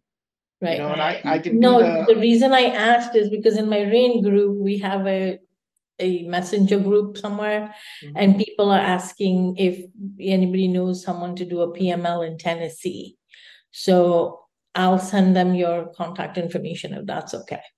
Yeah, that's fine. I will take a look at it, and I will let you know when if you guys send me anything, I will make sure to I'll get you in the chain, in the email chain. That way you kind of know that you referred someone to me. I'm gonna carbon copy you. That way you see everything on the front. Now, in the end, when something is about to get funded or it just got paid out or whatever, I'll go in and I'll cue you in on the last one. Okay, yeah, that's fine. The reason this was 3-4 days ago, so I'll see if it's still available. If not, we keep getting, because RAIN is like 2,000 or 3,000 members, so they always have a need for PML. Okay. And they're all new, so they don't know a lot of people. And Teresa usually just lets you go. Like you pay her the 10 grand, you attend her classes. 10 grand or 19 grand. It was 19. Now it's 19. When I joined, it was 10. Now it's 19. It's 19, yeah. But that wasn't, you didn't get the inner circle. But I joined when we had lifetime membership. Now it's only 1 year membership with 19. What costs 19 grand? Teresa's RAIN class. It's the Women in Real Estate Investment Network. That's how I got into real estate, because I listened to her 7-day one for $17. Yeah. And then when she's finished, she said, "Okay, the mentoring program is ready now, $19,000." Oh, mine was 9,900. So it was 10 grand. When was it 19? Yeah, $19,000. Oh, in March? Really? Last I heard it was 2025 or something like that. It's gone up, and that was my exit. Yeah, so you're doing 25 because she targets women, and she tells them how she came in when she was in her 50s, and today she's a millionaire, and 401k doesn't pay anything. So it's all the vulnerabilities that she tackles, and she gets a lot of people joining. Yeah, for 19,000. A lot of people join her. And then they all look for PMLs, because the only thing she teaches is fix and flips. She does not teach you wholesale. Yeah. She teaches you one method, which is fix and flip. But go back to what Shonda said. Get good at one thing. One thing. And then she's very good at that, yeah. And she's very good at that. But her style is very old school. It doesn't work these days. You can't go up to a home seller and say, here's $100 EMD, give me a house for the value of your mortgage and you can get lost. It doesn't work like that anymore. People are smarter now. Some of us, and she's still stuck on PropStream. Well, let me just say, like I said, the fundamentals in this market do not support the values across the country. When it goes, we'll be able to get those deals all day long. Oh, I'll I call agree with AMD, you. I'll take over the mortgage. You walk away from the house. Here's But 5 grand to move. I learned I did the course in 2022, May, right? That's when I joined. The market wasn't sustaining or offering the deals she was talking about.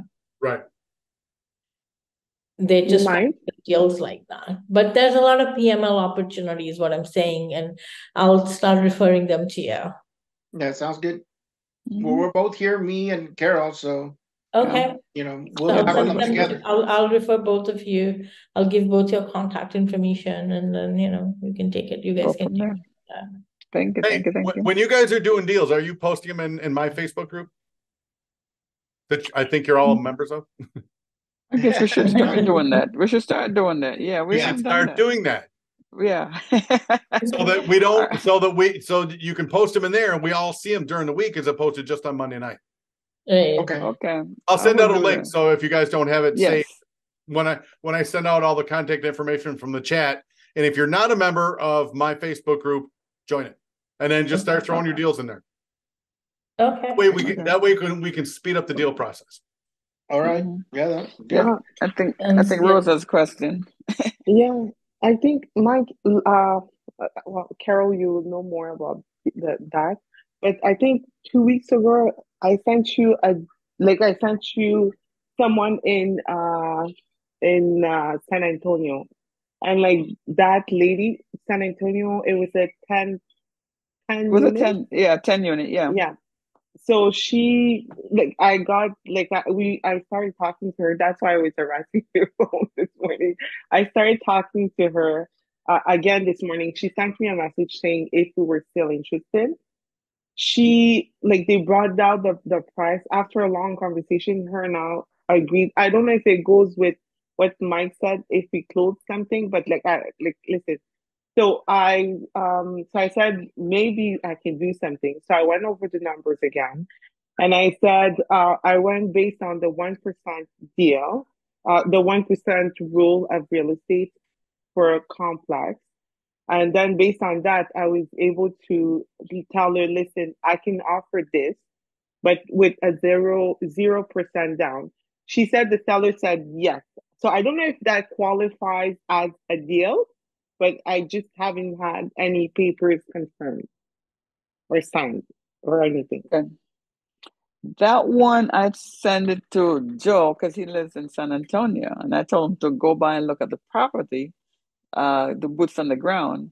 But he was away, and he's now back in town. So Joe did not come back to me with the boots on the ground thing. Because sometimes you see stuff on the internet, and it's not exactly what it is. So if we have somebody boots on the ground to look at it and tell me it's in a good neighborhood, et cetera, we would move forward. So it was still waiting for Joe to go check it out. Okay. Yeah, just shoot me the address and I'll jump out there tomorrow morning. And Joe, if you need a checklist of what to look for, I can send it to you. Yeah. Okay. Yeah, that would be good. I need to get out in the morning anyway. I've got a lot of stuff that I've got to do. I've got my afternoon for whatever reason is stacked up, so I got to readjust my whole. I gave somebody my Calendly link, and I don't know what he did, but he gave it to a few people, and so now they're on my calendar. I'm like, who are these people? So you got to be careful. I'm learning. Yeah. Hey, Rose, what city was that property in? In San Antonio. San Antonio. San Antonio is a pad split city. Yes. Yeah. It was a 10 unit thing. Yeah. Yeah. And the price that they were asking for was too high. So Carol told me, I think at that point, they needed to be around 455 or 450 or 500K. And this morning when she sent me a message, she said, well, we think we can, if you can come up, because it's a step 2 with a down payment. I don't know if it makes sense.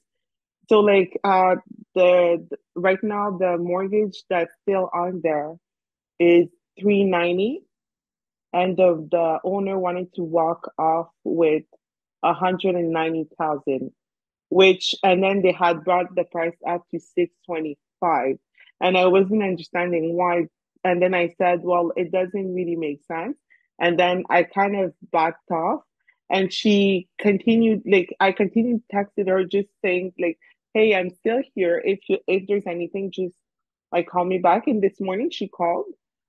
We had like kind of like a long conversation. I try for people to be my friends because you can't be mean to your friends.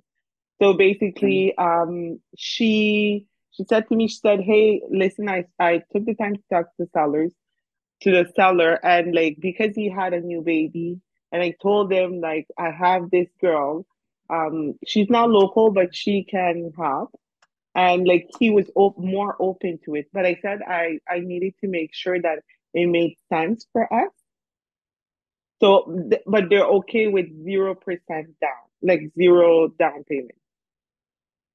So what I will do, I'll send it to Joe and Mike, and I'll CC you.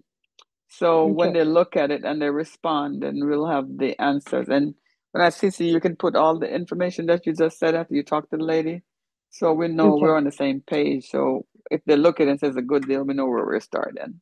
How's that, Mike? Okay. Yeah, Rose, do you have the last 12 months? I think so. Yes, think yes, she- I do. I have them. I have Send that them. over to me. Okay. Right. Okay. I will do that now. I don't have your email. I am I lying? Do I have your email?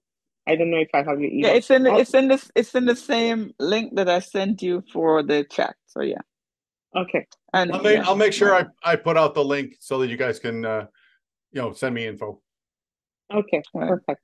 Thank you. I'm making a note of the things that got to go out. So I don't know Yeah. if that qualifies as making a deal this week. So, but I kind of think it does.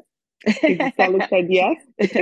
But She makes some calls. the thing you got to know to qualify for a deal is, well, one, do you have it under contract? Two, how much is a deal and what's your profit? Okay. Okay. So if you don't know what your profit is, it's not a deal yet. Oh, I know my profit. I well, know my profit. Okay. I think it's 3,200. And what's your exit strategy with this? I wanted to hold it Okay. because it's a 0% because there's no down payment. And she said that it's Section 8. So she kept saying it's a Section 8. And I didn't know. So I faked it on the call. And then as soon as I hung up, I went to Google it, and then I saw what Section 8 was. And then I said, okay, fine. Like I'm up to date.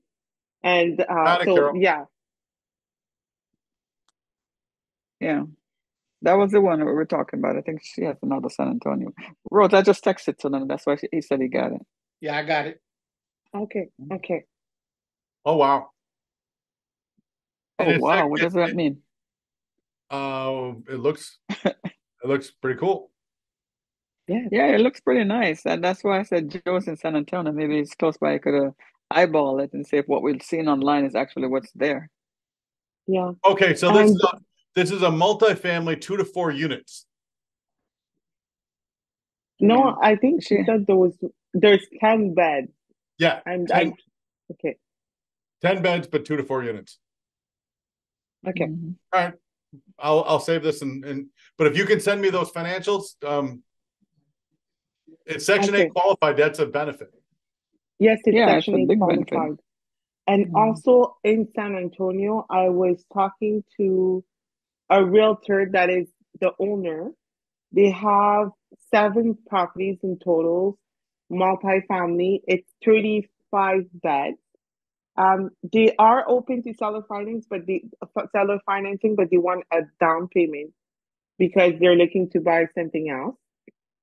And that I think he said for if we decided to buy like each property individuals, um, he was not going to give us a price, but if we wanted to buy like the whole thing together, then I think it was like about 3.1 or 2. And he said, of course, for cash, like he would take less, but seller finance, it would have to make sense for him. Yeah. Mm-hmm. Please send me that. That 49 unit deal that I did was actually 2 different deals that I put together. Okay.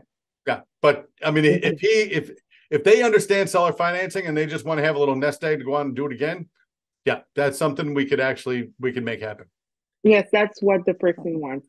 And he said his name is Carlos. So Carlos said, if the person calls and they tell me that like they're part of your group or friend, I will talk to them. Otherwise, like he's not talking to anyone else right now. Perfect. Because he said I'm his friend or I'm his wife's friend. I don't know. Yeah. And mention Rose when you get to talk to them. Again, the reason that multifamily is a great strategy is when the single family market collapses, single family values will drop. Multifamilies will not, because multifamily properties are not valued on what somebody else thinks it's worth. It's valued on the income stream. And Section 8 never decreases. Okay, right. Okay, that goes up and never Section down. 8 always goes up because there is not a elected representative anywhere that is going to pull out money out of that program and get real. At first, I really didn't understand. She kept saying Section 8, and then while talking to them, I realized that a lot of them are sending me information saying that their units are Section 8. Like the one in Birmingham now, she just sent me like a whole thing in Section 8. I think that one is 52 units. And so like it's been on the market for like over 100 days. And she said like now they're really, really motivated to sell. Yeah. I will send you something. I believe it's starting to happen. And the biggest transfer of wealth is going to happen in the next 3 to 4 years. And I would like to be one of them. Not like to, gonna be. Yeah. It's just a matter of what Shonda said. Do one thing over and over and over and over and over and over again. But you know what? I really think I'm good talking to people. Because I love talking to people. Don't get distracted by the shiny new thing. Yeah. I say she's great at talking to people. So with this group, she could be the person that calls. If you have deals and you want somebody to call that deal, that would be Rose, because she loves to do that, and she's a good communicator with those people. So if we have a list that you want somebody to call, that would be Rose. She doesn't back down at all. Hey Rose, I've got a fairly sizable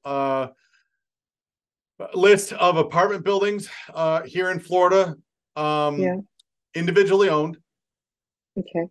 Sellers have owned them for 20 plus years. I can call.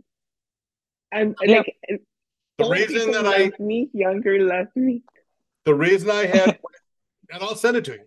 The reason I had Wendy pull that list for me, and when you have somebody, and maybe Shonda can attest to this. When she sent me the list, if you just bought a list from a broker, a data broker, you just get the address of the property. The title company, Wendy, sent me this list, and it's got the name of the owner and the owner's phone number. So there's no skip tracing. But the reason when I go after apartment buildings, individually owned, so you're not dealing with a hedge fund or a large corporation. And second is 20 years. The reason why you go after owners that have owned it for 20 years, they're generally tired landlords, and you can only depreciate a property for X amount of years. Yeah. And 20 years is about when that runs out on a commercial property. It's actually 27.5. Okay. But at 20 years, that's generally where the CPA is starting to tell the owner, you really need to start moving money somewhere else. Okay. Send me the list. I will make the calls. I'm on vacation. I will call. She's in heaven when she calls. I've got your number in your email. I'll call you tomorrow, and we'll talk about it, because what I'll do is I'll just put it on a Google. I've got it on a Google Drive. I'll just give you access to the Google Drive. Okay, perfect. So I will do that. Thank you, Mike. Connection made. Exactly. This is a dream group. This is a dream group. Rising tide lift all boats. Yes, everybody can do something, or we come together as a group and be Make deals. Put it Exactly. together. Make deals. I love it. I love it. Hey, Joe, do you mind if I ask you something from last Monday? I haven't done it yet. He knew that was coming, folks. Yeah, I knew it was coming. It's just, all right, Joe, how do you write a book? 15 minutes a day. That's right. Joe, One paragraph a day. You have any? Yeah. Yeah. I'm telling you what, you write that book on how to do what you're doing. I'll pay you $97 for it. He was very specific. He said it again this week. $97. Yeah. I remember. Because then once you sell that book, that PDF for $97, people will read it, and then you can create videos and sell those for $297, and then boom, now you're a guru. Yeah, I'm making a video right now on my checklist for the VA that my business partner is about to hire. So like I said, we found a radio station, and what we're going to do now is we're going to just turn up the volume. Yeah. And so they're going to, they are screening everything ahead of time. So what I get, it's going to take me 5 minutes to do. Right now, it takes me a little bit longer because I have to each and every step. But now that they pre-screened everything, it'll take me 5 minutes to go through the whole thing. Everything's been vetted, title companies. I got all my information, phone numbers, everything. And then after that, I just start closing on these things. Joe, do you know Chris Sheff? Yep. Okay. I had a conversation with him last week, Thursday or so. He is fired 4 Pace Morby trained TCs. What? 4 of them. He just hired a company that's all they do is transaction coordinators. Wow. That's why I'm saying what you do has a ton of value, because these people trying to be transaction coordinators, they're frustrating for everybody. So what I'm saying, what you're doing is a lot of value. Yeah. A lot. So get those get that training going, Joe, because I'm gonna stand in line for the $97 as well. 15 minutes a day, bud, for 30 days, and you got a book. Yeah. Yeah. Let me interject something if I can, Joe. Like, I don't know if you, and this is just something like on a project that I'm doing it has nothing to do with real estate, but like Chat GPT, get into Chat GPT. It will minimize a lot of stuff. It's pulling data. It's a little older, but sometimes you can cross it and then just put in your own information. But I made a children's book for my grandson and within like 30 minutes to put it on Amazon KDP. I just wanted to see if it worked. I seen it on TikTok and I was like, well, let me see. And like, you can you can create the book. You can tell it what to say. It's just what you tell it. And it's really composed to what you say. It can't be really duplicated because you're not going to come up with everything someone else will say. And you get your titles. You'll get your titles. You'll get your topics. You can outline the book. You can outline the training. You can even say, hey, I want to write, pretend you are and don't get me wrong about this whole thing, but like you can say, if you are a real estate agent or a real estate broker in the state of Texas, write me a script that's going to sell to such and such, and it'll write the whole thing for you. Wow. Wow. And I wrote for a friend of mine. I went into Chat GPT and I told them write a script and I gave him a description of what I was looking for in a paragraph. And I said, write me a whole 1-hour episode. And they literally broke it down into 5 parts. They gave it a title. I didn't even have to think about the title. They gave it a title. They formatted it like a script and I had it. Voila. My script was ready and it took me 10 minutes. That's it. With ChatGPT, I use it every day. It gets you about 80% there. And then the other 20% is you tweaking it. No, you go to Grammarly. Go to Grammarly. Grammarly will tweak it for you. No, I'm talking about putting in my own thoughts, not your own thoughts. Yeah. It gets you about 80% of what you want to say. And then the other 20%, but you've got that framework. You're reading it like, oh, I can make that better. Right. Yeah. There you Yeah, go. that's there. But if you want the grammar check, just go on to Grammarly and it'll completely grammar check it for you. It'll tell you how to say what things better. And so I do those two things and then I read it and I'm like, okay, I want to make this change here and that change there. But Shonda's right. ChatGPT is a tool that I started using. Let's see, actually, next week, ChatGPT will be a year old. Yeah. Wow. I started using it in January. People had no clue about it. What's that? I said, no, people had no clue about it. We were sitting there using it because, like, if you found out, if you knew, you knew. Now it's, you know, but it's definitely help. Yeah, Michael's right. I mean, it's a great help, and then you tweak it to make it authentic to you, so that you're not, you know, repeating anything, and it's just your information because you want to be transparent with your stuff. Gary V started promoting TikTok 3 years ago, and TikTok set the record for the fastest growth of subscriptions of any app on the internet. ChatGPT beat it by like double. Oh my gosh. That's so cool. Yeah. And the thing is, it turns a year old next week. Yeah, they've already got careers for it. They're called prompt engineers. Yeah. Yeah. Prompt That's engineers. the official title. People are like, what do you do? I'm a prompt engineer for ChatGPT, or I do AI. I'm a prompt engineer. Yeah, AI people make a lot of money. It's one of the highest paid jobs over there. And in all honesty, if you look at the description, they're all over the place because nobody knows what to write in them anymore. And see, here's the thing, Joe. If you want to create a product, listen to your customers. What do they want? Oh, exactly. Yeah. Facebook will let you know everything that they're looking for, and you just write something about it. Even if you want to give them a lead piece, like give them a 10 checklists about what we're talking about here to your whole real estate group, and then let them come to you, because now that you gave them something for free, right? Then you turn around and offer them that $97 product or whatever you have to give them more information. They trust you now. They're like, oh, this just gave us a lot of information, a lot of value for free. Boom, there you go. And have ChatGPT can do the checklist. Nice. Done. Yeah. Wonderful. Okay. Yeah, well, I've got a couple of months worth of notes that I could just read off of from all of my experiences so far, because I write everything down. Okay. All right, guys. I already have it, Mike. It's already in my CRM. Together. Do you have an iPhone? No.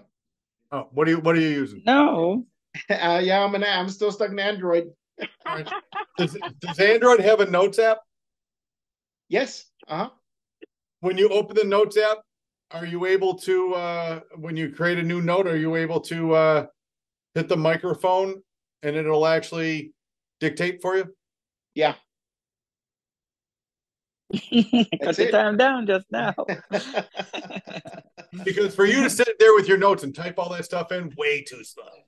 Yeah. Just read it. So just take your notes, read them into your notes app, and then copy and paste it. I will do that, because I've got, like I said, just in that last week, wow, volumes. And then you take your notes and do what Shonda said. You take all that and you tell ChatGPT to organize it for you, and it'll go through all your chicken scratching, and then it'll turn it into a book. Yeah. Yeah. So it's basically, I've already done that for 2 months. Yeah. And then the next thing is once you get the ChatGPT does what it does, then you go on Fiverr and you hire somebody for like $50 to make it into a book, so it sounds like a human. Nice. Yeah. Okay. I can definitely start doing that. I've been you learn it, you don't lose, you learn. Yeah. And so you That come is true. across a bunch of these things, and you're like, right there, you're right there, and then on the last day it kind of like fell apart. I've got an investor right now who just started a whole network where people are going to jump in and start asking him questions. He's going to have a weekly Zoom just like this, because the same thing that you guys with all of your experience, like Mike, 20 years experience and stuff like that, every day when I met Mike, hey, Mike, what do you think about this? Hey, Mike, what do you think about that? You know, and Mike's like, hey, you know what? I'm just going to start a Zoom, you know, because I can answer a lot of these questions in a Zoom because I learned don't call Mike in the morning. Mike's on a schedule. You know, Text Mike. You text him, and he'll get text to you. You get an answer. Yeah. Yeah, he'll get back with you. Yeah. But you know, if you're getting 20 of those calls every morning, you know, I can see why he decided to do this right here. And that's what this other guy guy that I've been working with, that's what he started doing because people are he's on Facebook, he's got all these other things that he's doing, and he has the same thing happen to him where he's answering questions, you know, over and over again and now he's gonna have this Zoom just like this. You know, because at the end of the day, we're all good at one thing, but we're not good at everything. Right. And your net worth is your network. Yeah. I've got this deal. I need this money and I need to have it closed. I need somebody who knows what they're doing, how to close it. Well, now I got three resources as opposed to me trying, you know, hit or miss on trying to find somebody on Google. I now call three people on my phone. And I was just talking about you too, about your VASH program. That's why I was running late. Yeah. You know, he goes, well, I you know, everybody's got their bottom of what they fund. He says, but I do have this one guy and he'll take anything. So shoot me something and I'll shoot you his information, you know, because I said, well, the guy bought it for 60 grand and he's trying to get it funded for 120 at DSCR. And he goes, well, we'll see what we can do. I think I got a guy that can maybe try to work with you on that. You know, and then what he does, this guy, what he was doing is that he'll give you a loan, but here's the thing, he'll give you the loan. You have to qualify for it. And then he'll hold it and he'll do it for you. He'll turn it into a DSCR in his system. Cool. Okay. So that was something that I came across. And so I have to get more information. This is there right now, man, it's a fire hose. I'm getting stuff from everywhere, you know, and so it's like drinking from a fire hose. I'm like, okay, hold on, let me break it down, ask specific questions, and then go from there. Yeah. And you know how it goes, raising money. It's you're gonna get hit with all sorts. Oh, I do this, I do that, I do this, I do that. You know, but it's been a good couple of weeks. But you're building relationships. Yes, building relationships. Exactly, and that's all it is right now. Oh man, you know, I and you can tell right away. Young guy comes to me, I need funding. Boom, we get ghosted by the title. And we're like, what happened? What's going on? And I said, I got some important questions, and this is what's going in the book. How did you connect with that title person? And you know what he did? What I figured out after all of this time? He shrugged his shoulders and he goes, it came with the contract. You know, so he didn't know the person. And so therefore they could tell that he was, you know, they prioritize. You know, they have priorities where they do this and they do that. So it comes in everything, you know, real estate agents, lenders, title, everybody, they put you on a priority list, you know, and if you're not at the top of that priority list, they'll get to you when they get to you. And it stalled his deal, you know, but right away, I'm recognizing right of those things right away. Like, okay, I see that. Another thing, Mike helped me out with this one a while back. This is one of the first things I learned. The guy came in, it was a $380,000 home, and they wanted $10,000 EMD. Like, those numbers don't match. There's something up with this, you know? Yeah. So then I went and I said, hold on. Mike told me this for a reason. Look into it.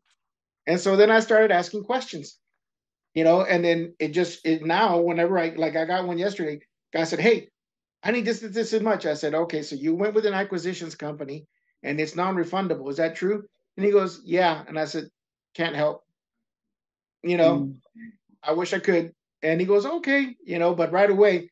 So those learning curves right there, all that stuff, I can, instead of getting the information, holding on to it, reviewing everything, I can just look at it and tell you right away, this is what this is, and I can do this, or no, I can't. And I get that question answered in 5 minutes from all the stuff I've been doing lately. Like Shonda said, what you're doing is you focus, and now you're getting good at one thing. Yeah. Mm-hmm. Mm-hmm. And you're going to do that one thing over and over and over again. Yeah. And it's always different. It's all the same. The basics are all the same, but the way they present it to you is different because you have to take into account personalities, and you know you're creating a like you said, a relationship, and those are the things that when you need to factor those things in there, you know. So, but I've gotten good at right away saying, hey, I wish I could help. And on that note, guys, I know it's running late on us, and if anybody, make sure everything. What you need to do is download the chat. Everybody needs to download the chat. And if anybody's got anything right now, it's a good time to ask Mike. Yep. If anything else, send Mike a text or send me an email text. I'll filter everything. You can always call me, you know. And I'm gonna send everybody my calendar link so y'all can get on my schedule so we can have time to talk. Please do not forward this to anyone. I was gonna say. Okay. And I'll piece together some information for Mike or whatever if you got something that for me or for anyone else, you know. So just get on my calendar and I'll answer the phone at that time. It just makes it easier, you know. Yeah, what I always say is, you want to get a hold of me, text me, and I'll get back to you as soon as I can. Yep. Okay. Well, Mike, it was good. It was a good meeting. Shonda, thanks for coming, and it was good to meet you. And hope to see you again. We've got all sorts of stuff that I got a million more questions for you next week. Okay, I'll be ready. All right. Bye, guys. All right, guys. We'll see you next time. Bye. Bye, guys.